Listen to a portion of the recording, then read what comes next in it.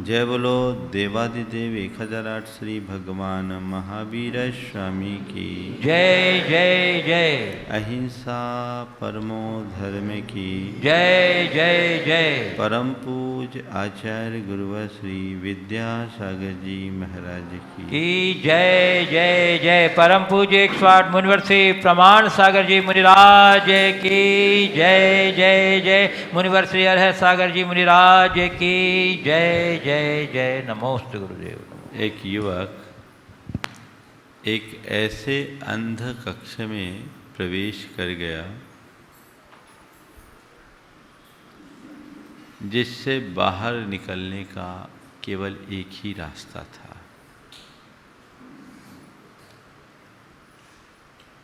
वो अंधा था। प्रवेश किया, बाहर निकलने के लिए दीवार को टटोलते टटोलते वो आगे बढ़े,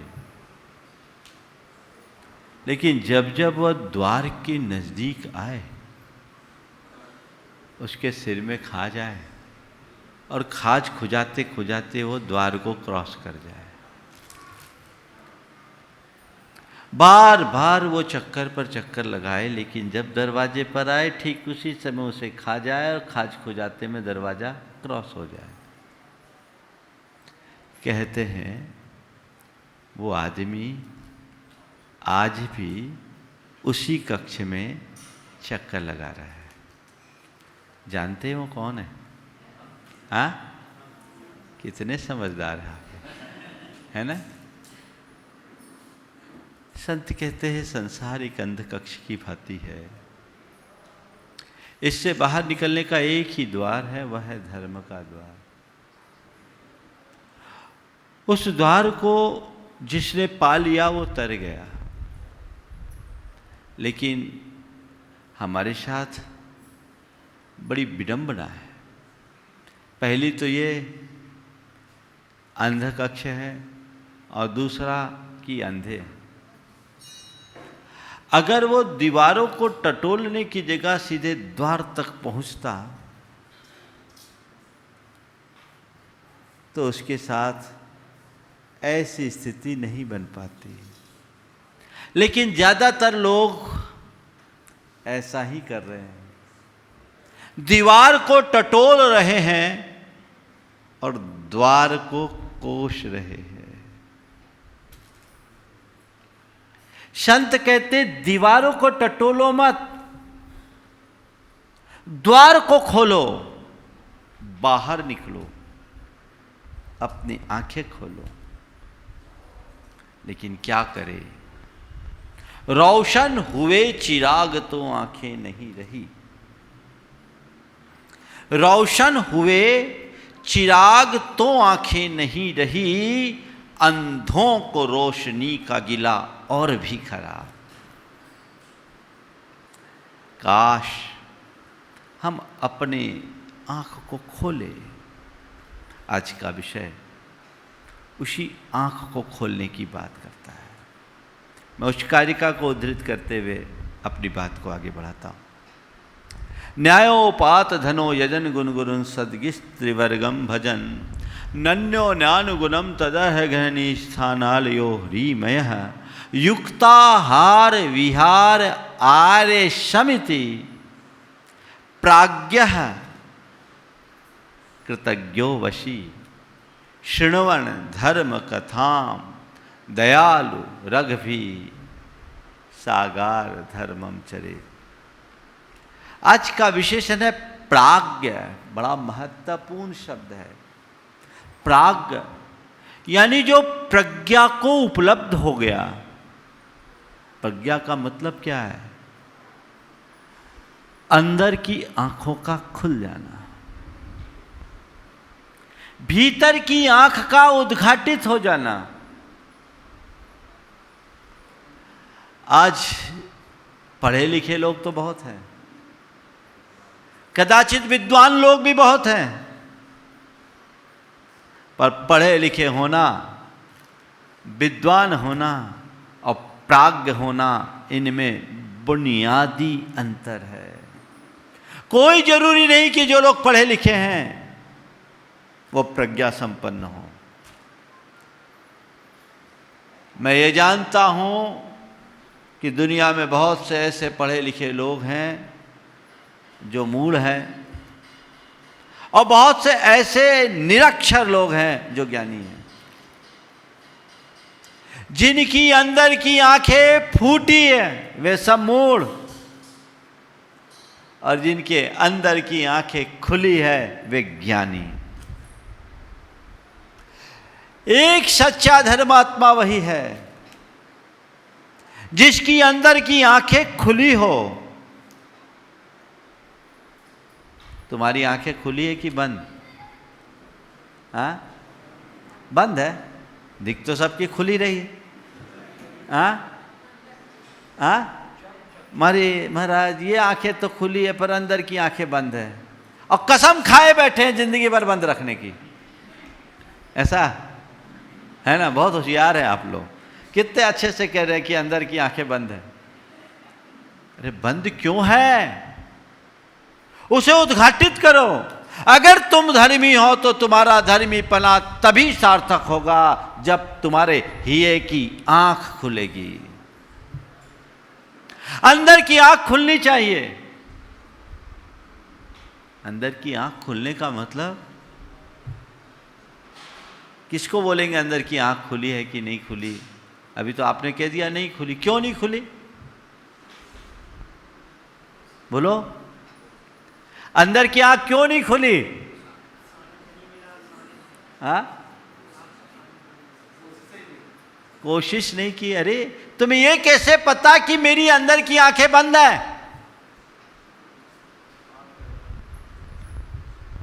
अभी तो हम जो बोल रहे हैं उसी हिसाब से आप बोल रहे हैं। अभी तो तुम्हें यही पता नहीं है कि तुम क्या हो, है ना? बोलो, कोई पता है? लोगों की दशा ऐसी है। एक आदमी जा रहा था, बोले तुम यहां क्या कर रहे हो? जा रहा था, बोले तुम यहां क्या कर रहे हो? बोले क्या? बोले तुम्हारी पत्नी विधवा हो गई। बोले सच? बोले हाँ, और रोने लगा।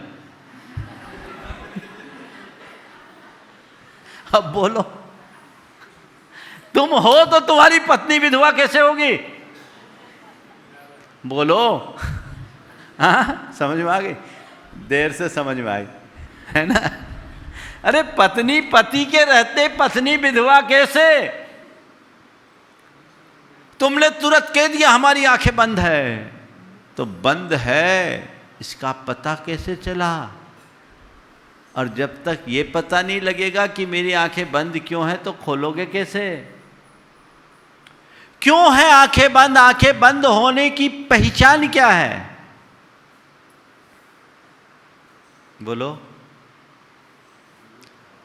जिसे अपने हिताहित का बोध न हो, समझना उसकी आंखें बंद है।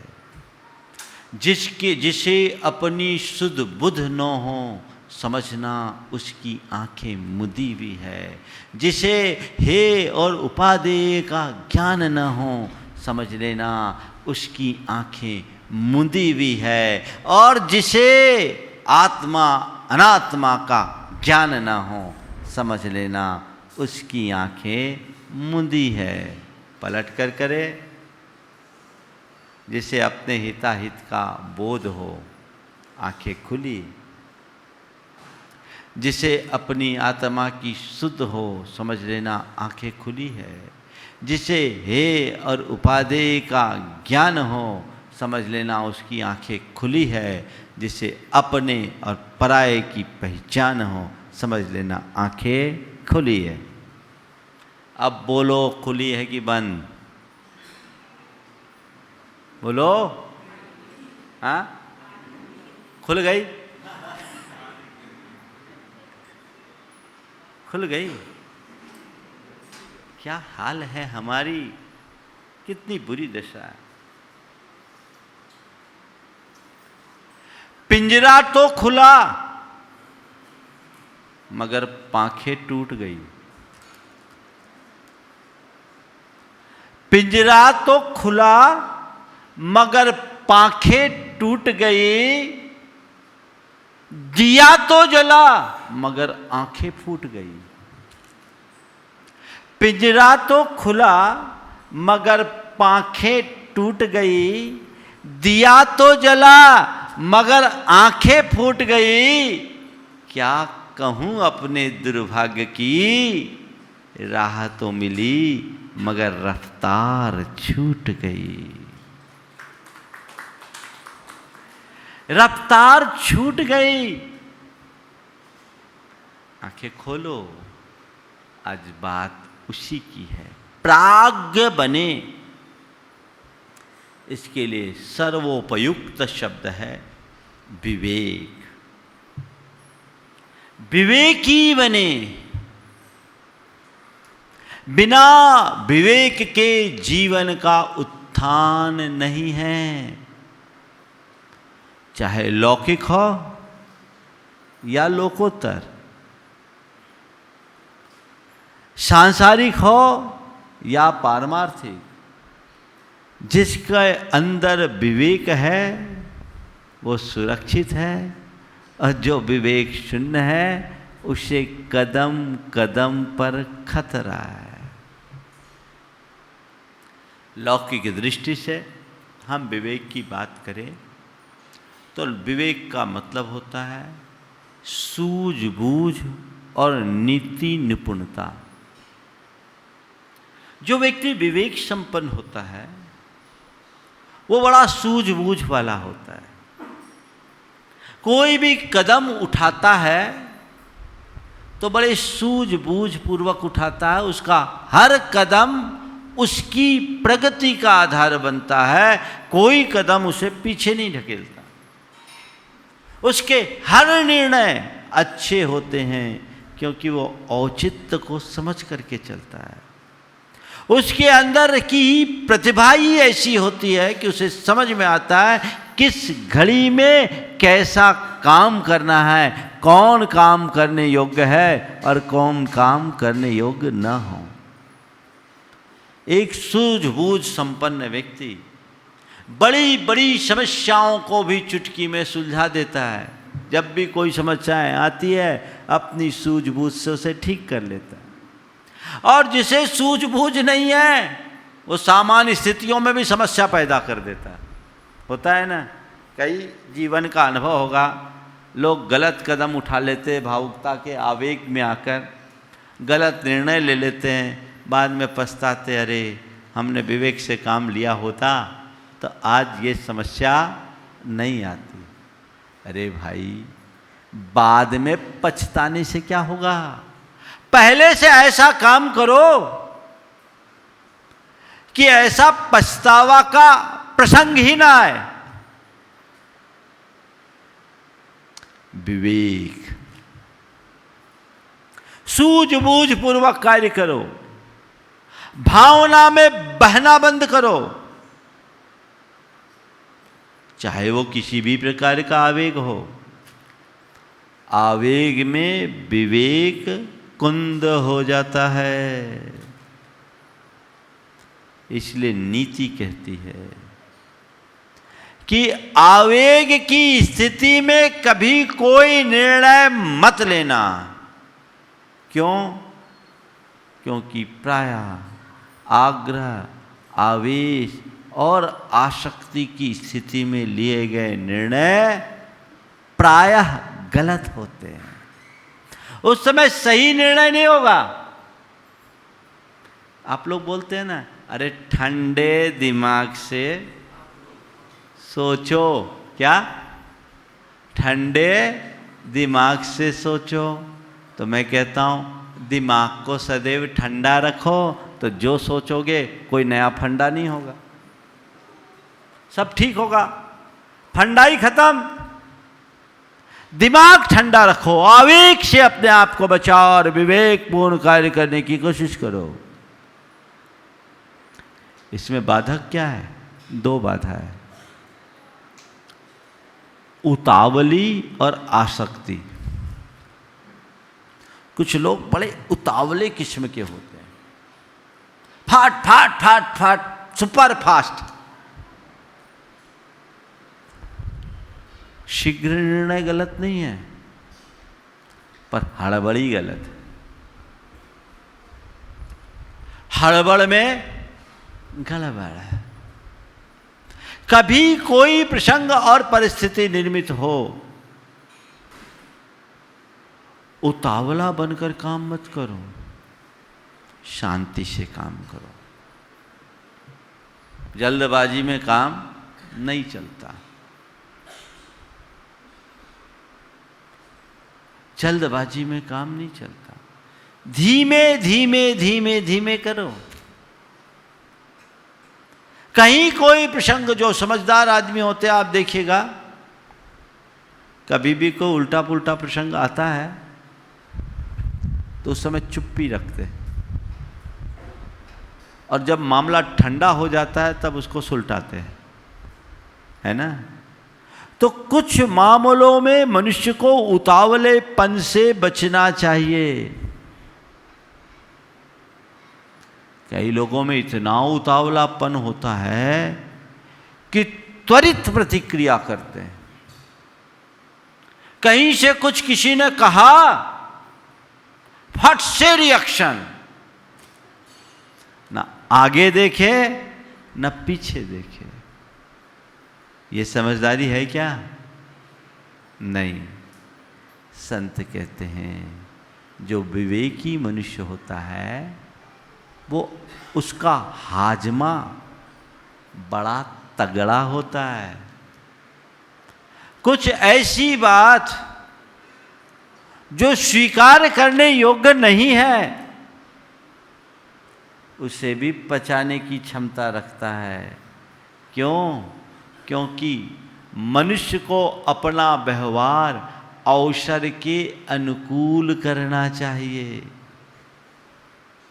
उचित अवसर के अभाव में कही गई उचित बात भी अनुचित हो जाती है। उतावलेपन को कम करो। हमारे यहाँ कहा गया है, सहसा न विदधीत कार्यम। कोई काम हड़बड़ी में मत करो।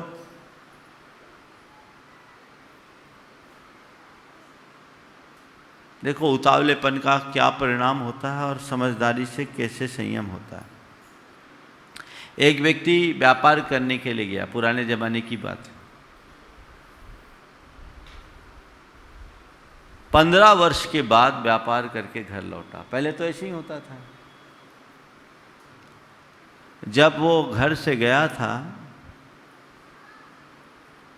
तो उसका साल भर का बेटा था। अपनी पत्नी और बच्चे को छोड़कर व्यापार करने के लिए गया। बहुत पैसा कमाया, अपार सफलता मिली, और अपनी पत्नी को सरप्राइज देने के लिए बगैर पूर्व सूचना के वो सीधे घर आया। घर पहुंचा तो देखता क्या है, रात में घर पहुंचता है और देखता क्या है कि उसकी धर्मपत्नी एक युवक के साथ लेटी है। देखते ही तमतमा गया, ये क्या, जिसके पीछे मैंने अपना खून पसीना एक किया, ये उल्टा इसके साथ लगी है, जार कर्म कर रही है। गुस्से में आकर उसने तलवार निकाली कि तभी उसके ही हाथ का एक नीति वाक्य जो उसने अपने कक्ष में लगा रखा था, उस पर दृष्टि पड़ी। सहसा न विदधीत कार्यम। कोई भी कार्य झटके में मत करो, हड़बड़ी में मत करो, समझो क्या बात है। तलवार वापस म्यान में रखी।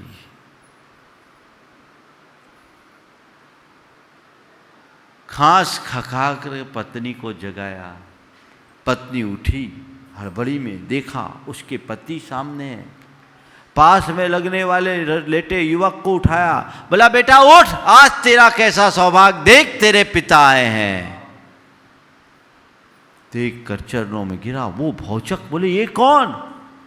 बोला आपका 1 साल का बेटा आज 16 साल का हो गया है, और आप जैसा खून था तो 16 वर्ष में भी ये 22 साल का दिख रहा है, ये आपका बेटा है।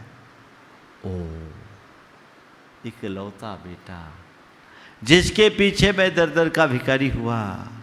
काश अगर थोड़ी सी चूक हो गई होती तो मैं आज अपने पत्नी और बेटे दोनों को खो दिया होता। धिक्कार है मुझे। उसे घोर पश्चाताप हुआ और कहा ये बहुत अच्छा रहा कि इस एक वाक्य ने मुझे जगा दिया, सहसा न विदधीत कार्यम। ये उतावलापन अगर हो तो गड़बड़ होगा ना। मैं आपसे पूछता हूं, कभी कोई दुप्रसंग सामने उपस्थित हो, उस समय मन क्या कहता है? यूपीएससी की परीक्षा में एक युवक का सिलेक्शन हुआ। आज से करीब 25-30 साल पुरानी बात है, मैंने किसी से सुना। उससे इंटरव्यू में एक सवाल किया गया कि आप रात के 2 बजे अपने घर पहुंचते हैं और देखते हैं कि आपका मित्र, आपकी मित्र की गोद में आपकी छोटी बहन नग्न है, आप क्या प्रतिक्रिया देंगे? आपकी छोटी बहन नग्न है और आपके मित्र के गोद में है। कईयों ने कई तरह की प्रतिक्रियाएं दी होगी,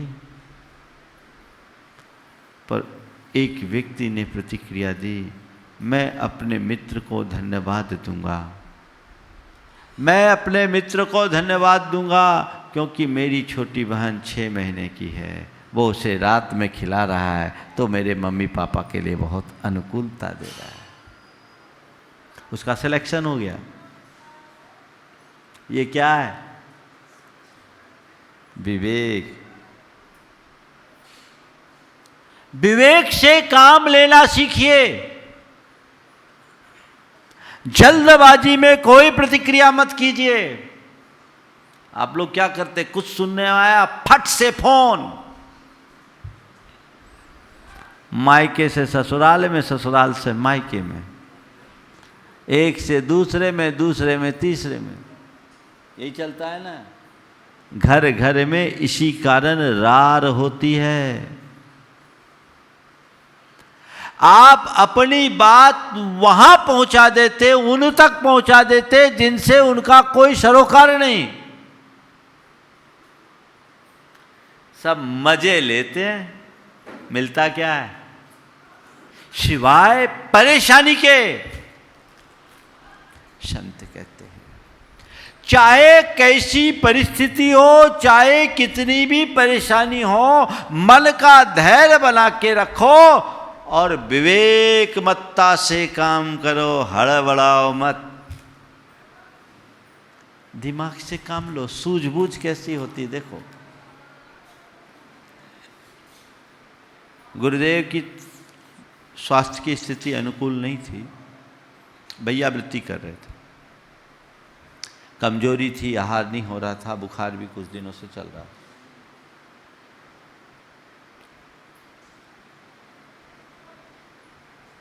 भैया वृत्ति करते करते मैं सिर की भैया वृत्ति कर रहा था, सोचा कि थोड़ी पीठ की कर दूं, पर गुरुदेव दीवार से टिके थे। अब गुरुदेव से कैसे कहूं कि आप आगे सरको, और गुरुदेव आगे सरके नहीं तो पीठ की भैया वृत्ति हो नहीं सकती, हाथ नहीं जाएगा। मैंने वहीं बैठे ब्रह्मचारी से कहा कि भैया थोड़ी दीवार को पीछे करो ना, भैया थोड़े दीवार को पीछे करो ना। आचार्य ने पूछा क्यों, क्या बात है? मैंने कहा मुझे जगह नहीं मिल रही है। वे आगे सरक गए, बोले लो मैं पीछे कर देता हूं, है ना। दीवार पीछे हो गई, मेरा काम बन गया। रामटेक की बात है। गुरुदेव बीमार थे, रविवार का दिन था, उस दिन मेरा प्रवचन हुआ। प्रवचन करके गुरु चरणों में आया, जितने लोग थे सबको दर्शन कराया। बुखार था गुरुदेव को 103, लेटा दिया। बाहर आया, लगभग 4 बज गए थे, 4 सवा 4। बाहर करीब 101 लोग थे, 100 सवा 100 लोग थे जो गुरुदेव के दर्शन करने के लिए आतुर थे। व्यवस्थापकों को बता दिया गया था कि अब दर्शन 5:30 बजे मिलेंगे, जब आचार्य भक्ति होगी। सबसे बोल दिया गया कि 5:30 बजे मिलेंगे। एक परिवार आया हुआ था मिजोरम से, और शाम की ही उनकी फ्लाइट थी नागपुर से। पहली बार दिगंबर मुनि का दर्शन किया था। नागपुर किसी काम से आया, उन्हें मालूम पड़ा कि आचार्य विद्यासागर महाराज यहाँ हैं, तो चलो दर्शन कर लें। 7 साढ़े 7 बजे की फ्लाइट थी, तो मार्जिन लेके आए, और जो आए हैं और उसी समय पट बंद हुआ। लोगों ने रोक लिया। मैं देखा सबकी आंखों में आंसू। कार्यकर्ताओं ने रोक रखा था। जब उनने अपनी व्यथा बताई, हमने कहा चलो इन चारों को आ जाने दो। 4 लोगों का परिवार था। अंदर आने के बाद कहा कि देख भैया, तेरा भाग्य होगा तो दर्शन मिल जाएंगे, नहीं तो तेरे को फ्लाइट की टिकट कैंसिल करनी पड़ेगी। गुरुदेव एक कमरे में थे, कमरे के बाहर दहलान थी। मैंने उन्हें दहलान में रोका। कमरे में दरवाज़ा नहीं था, दरवाजे के रूप में एक चटाई लटकी हुई थी। मैं धीरे से चटाई हटा करके अंदर गया। गुरुदेव ने देखा, अभी गए और अभी आ गए। हमने कहा गुरुदेव, गुरुओं के दर्शन बहुत दुर्लभ है, गुरुओं के दर्शन बहुत दुर्लभ है। क्यों, क्या बात हो गई? गुरुदेव बाहर गया, एक ऐसा परिवार था जिसने कभी साधु के दर्शन नहीं किए, आपका नाम सुन करके आज पहली बार आया। अब 5:30 बजे सबको दर्शन होने हैं, उसकी फ्लाइट है, वो बहुत दुखी था। उठ के बैठ गए, उठ के अपने आप उठ के बैठ गए। बोले कौन है, बुला लो। हमने दरवाज़ा खोला, बोले आ भैया दर्शन कर ले।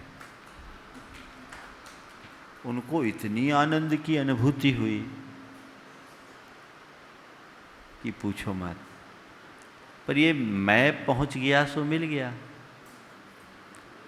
इसी का नाम विवेक है। अगर मैं ज्यादा सिद्धांतवादी बनता तो ये कह सकता था भैया तुम्हारी फ्लाइट हो चाहे कुछ, गुरुदेव तो अभी लेटे हैं, 5:30 के पहले दर्शन नहीं होंगे, तुम्हें दर्शन करना है तो 5:30 पर आओ।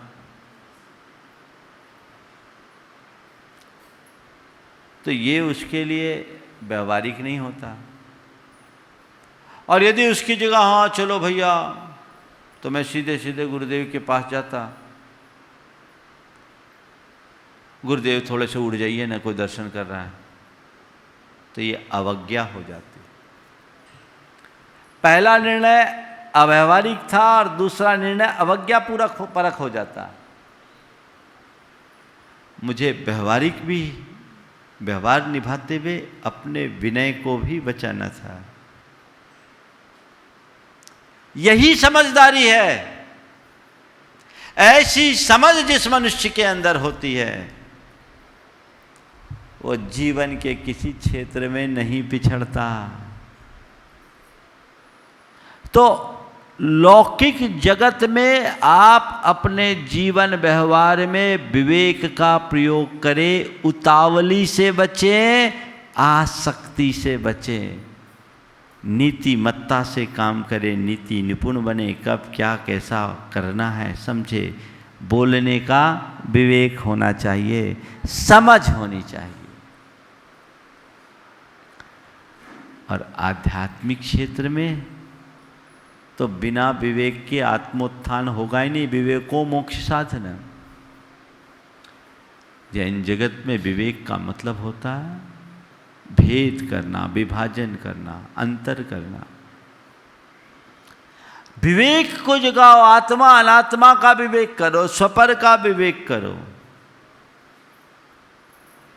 मैं कौन हूं, मेरा क्या है, ये विवेक जगे। देह और आत्मा की भिन्नता को पहचानो। इसी विवेक का नाम ही तो सम्यक दर्शन है।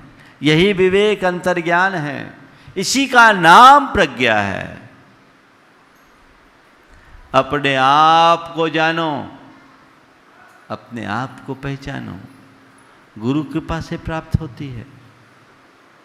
अज्ञान तिमिरांधस्य ज्ञानांजन शलाकया चक्षुरुन्मीलितं येन तस्मै श्री गुरुवे नमः।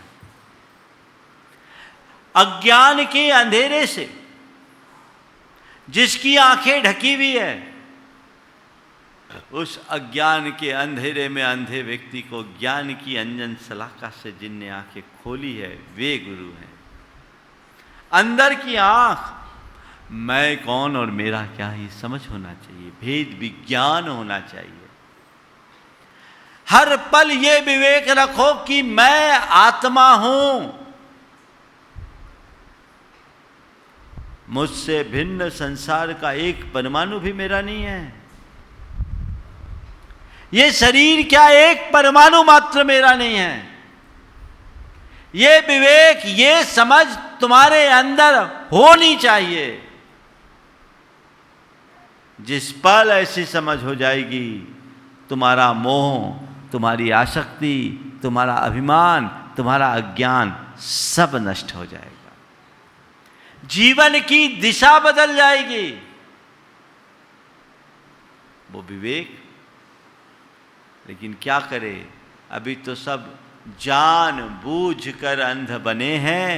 आंखन बांधी पाटी, जिया जग धोखे की टाटी।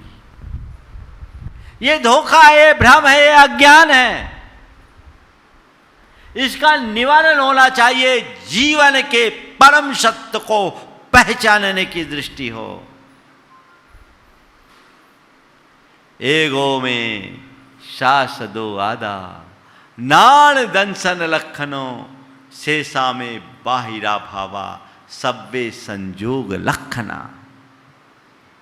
मैं एकमात्र शाश्वत ज्ञान दर्शन लक्षण वाला आत्मा हूं। उस आत्म तत्व के अतिरिक्त संसार के जितने भी पदार्थ हैं, बाह्य पदार्थ हैं, सब्बे संयोग लक्षणा, वे संयोग लक्षण वाले संयोग से मेरे पास हैं, मेरे नहीं हैं। जिसके पास इतनी समझ है वो ज्ञानी है, वो विवेकी है, वो प्राज्ञ है। और जिसके अंदर इस समझ का अभाव है वो मूढ़ है, अज्ञानी है। बस इतनी ही बात तो समझना है। महाराज यही बात समझ में नहीं आती, बाकी सब समझ में आ जाती। इतनी सी बात को लोग नहीं समझ पाते हैं, जबकि हमें यही बात समझनी चाहिए। जड़ बातों में उलझने से क्या लाभ,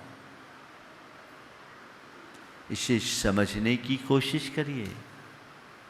मैं कौन हूं और मेरा क्या है। हर पल इस बात को अपने मन से पूछो। गुरुदेव से एक बार जब मैं ब्रह्मचारी था पूछा, गुरुदेव अपने विवेक को जागृत रखने के लिए क्या करें।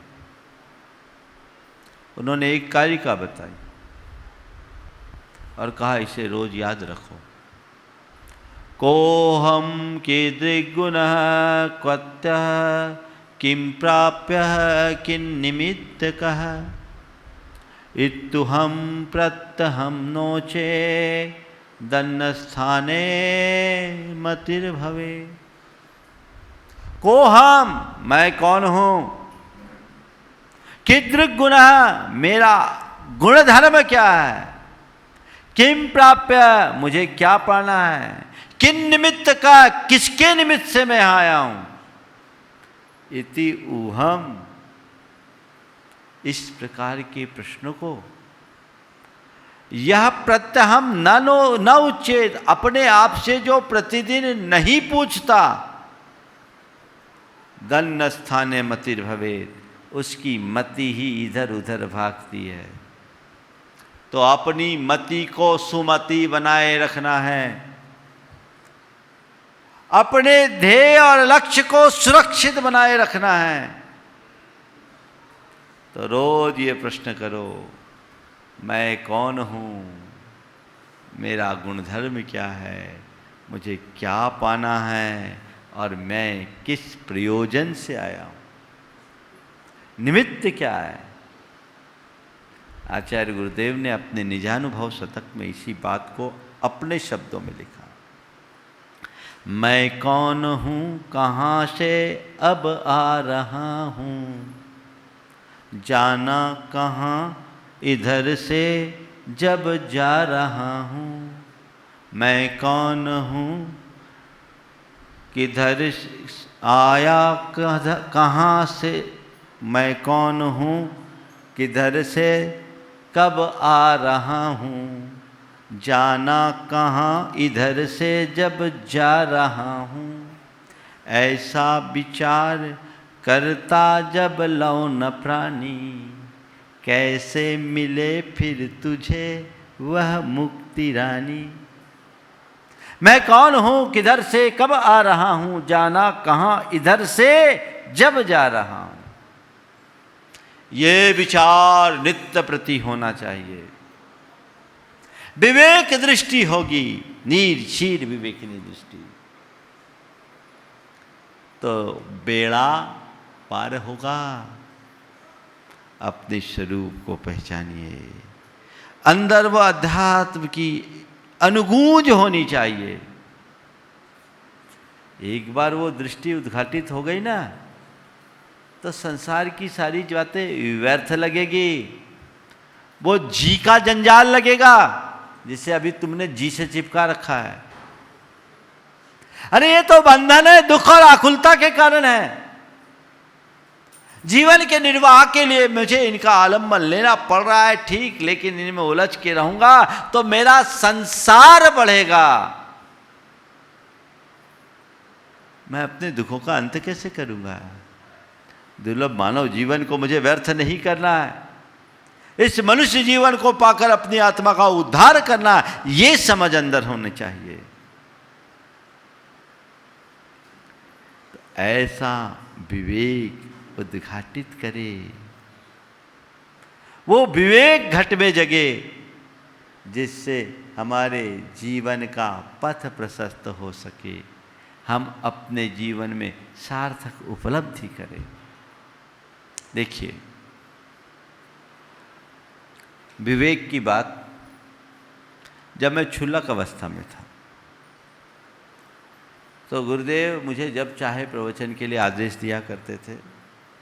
मेरा सौभाग्य है कि अपने प्रारंभिक दिनों में भी मैंने गुरुदेव की साक्षी में अनेक प्रवचन किए। एक दिन प्रवचन के लिए बोल दिया, बंडा की बात है। अब ज्ञान व्यान तो ज़्यादा था नहीं, अब गुरु आज्ञा से बोल लेते थे। एक दिन का प्रवचन मेरा हुआ और मैंने रत्नत्रय पर प्रवचन किया और वहाँ प्रयोग किया, समीचीन दृष्टि, समीचीन ज्ञान विवेक और समीचीन आचरण जीवन में आना चाहिए। मैंने विवेक का प्रयोग करने की बात की और मेरे प्रवचन के बाद गुरुदेव का प्रवचन हुआ। उनका पूरा प्रवचन विवेक पर था, पर गुरुदेव ने एक साधारण सी कहानी को इतने सुरुचिपूर्ण ढंग से प्रस्तुत किया कि विवेक का पूरा हार्द खुल गया। आज मैं वो कहानी सुनाना चाह रहा हूँ, बहुत दिन बाद याद आई। कहानी आप सबकी पढ़ी हुई है, सुनी हुई होगी, पंचतंत्र की कहानी, पर मेरे शब्दों में सुनो। जंगल में शेर का बड़ा आतंक था और उसके आतंक से सारे प्राणी आतंकित थे। एक दिन जंगल के सारे जानवरों ने मीटिंग की। सब जानवरों ने मीटिंग की और मीटिंग करके ये कहा कि देखो भाई, शेर जंगल का राजा है राजा से बैर रख करके तो जिया नहीं जा सकता। ऐसा करते हैं, एक प्रस्ताव रखा गया, एक बंदर ने प्रस्ताव रखा। बोले एक प्रस्ताव मैं अपनी तरफ से रखता हूँ कि आज हम सब एक निश्चय कर लें, प्रतिदिन कोई एक प्राणी शेर के पास जाएगा और हम बाकी लोग निश्चिंत रहेंगे। वो राजा है तो प्रजा का काम है कि वो राजा के अनुकूल वर्तन करे और राजा प्रजा की रक्षा करे। सबको ये प्रस्ताव पसंद आ गया। का प्रस्ताव ठीक है, कोई एक जाएगा, बाकी निश्चिंत। क्रम बन गया, अलग अलग दिन हर प्राणी का नंबर आ गया। अब बाकी सब निश्चिंत रहते, जिसका नंबर होता वो बेचारा अपना काल देखता। पर एक दिन नंबर खरगोश का आया। खरगोश बड़ा निश्चिंत। सबने कहा क्या बात है, तू बड़ा निश्चिंत दिख रहा है, कल तेरा नंबर। बोले कोई चिंता मत करो, मैं जाऊंगा और अब किसी का नंबर नहीं आएगा। बोले तू शेर से लड़ेगा? बोले नहीं, मैं लड़ूंगा नहीं, पर देखो क्या होता है, मैं जीत के आऊँगा, बिना लड़े जीतूंगा। बोले कैसे, तेरे पास शक्ति है? बोले शक्ति नहीं, मेरे पास युक्ति है। क्या करेगा, लोगों ने, अन्य जानवरों ने हंसी उड़ाई। पर शेर, जिस दिन खरगोश का नंबर था, खरगोश निकला, रास्ते में रुक गया। शेर व्याकुल हो रहा था, उसका शिकार आया नहीं, बार बार अपने गुफा के चक्कर लगा रहा था। कई बार गुफा के द्वार तक आता, आज कोई आया क्यों नहीं, आया क्यों नहीं, आया क्यों नहीं। उसके पेट में चूहे कूद रहे थे। करीब 3 घंटे के विलंब से खरगोश पहुंचा। खरगोश को देखकर शेर गुर्राया। एक तो 3 घंटे का विलंब और आया भी तो खरगोश जो उसके नाश्ते के बराबर भी नहीं था। शेर गुर्राया, लेकिन तभी खरगोश ने अपना पैतरा संभाला और कहा महाराज जल्दी से आप मुझे अपना ग्रास बना लो, माफ करो विलंब के लिए। ये तो गनीमत है कि मैं छोटा था तो छुपता छुपाता आप तक आ गया, पर कल से कोई बड़े जानवर आप तक नहीं आ पाएंगे। क्यों नहीं आ पाएंगे, क्या बात है? बोले एक रास्ते में एक दूसरा शेर मिल गया मुझे, और उसने कहा जंगल का राजा मैं हूं, तुम सबको मेरे पास आना है। बोले हैं? बोले मैंने कहा कि मेरा राजा अलग रहता। बोले कोई नहीं, इस जंगल का राजा मैं हूं।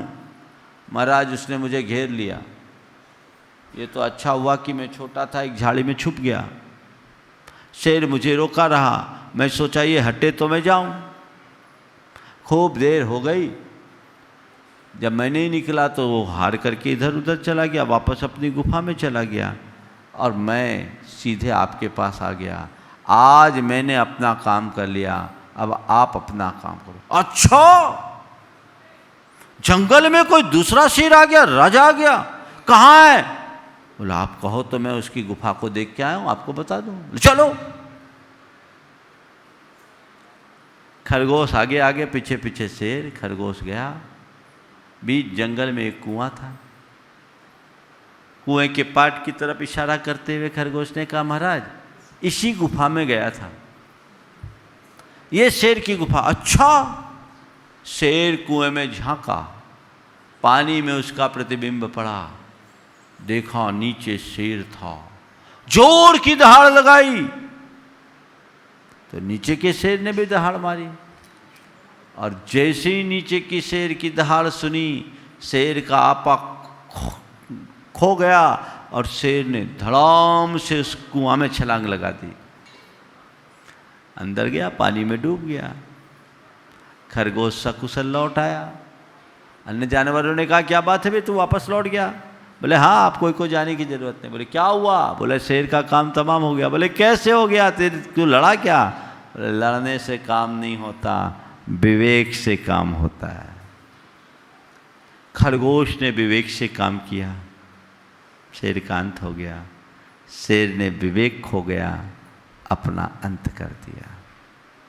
विवेक को अपने अंदर जगाए, जीवन को सुंदर बनाए, ये प्राग होने की विशेषता है। भेद विज्ञान, सूझबूझ हमारे भीतर होनी चाहिए, और आसक्ति और उतावलापन हमारे जीवन से नष्ट होना चाहिए। आज का सार इतना ही। मंगल भावना की 4 पंक्तियों के साथ विराम। मंगल मंगल होए जगत में सब मंगलमय हो। मंगल मंगल होए जगत में सब मंगलमय हो। इस धरती के हर प्राणी का मन मंगलमय हो। इस धरती के हर प्राणी का मन मंगलमय हो।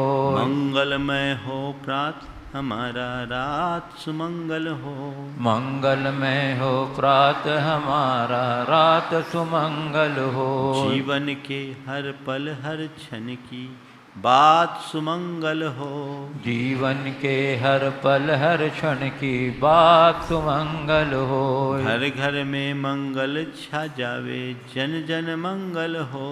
घर घर में मंगल छा जावे जन जन मंगल हो। इस धरती का कण कण पावन ओ मंगलमय हो। इस धरती का कण कण पावन ओ मंगलमय हो। मंगल मंगल होए जगत में सब मंगलमय हो। मंगल मंगल होए जगत में सब मंगलमय हो। इस धरती के हर प्राणी का मन मंगलमय हो। इस धरती के हर प्राणी का मन मंगलमय हो। जय बोलो परम पूज्य आचार्य गुरुवर श्री विद्यासागर जी में।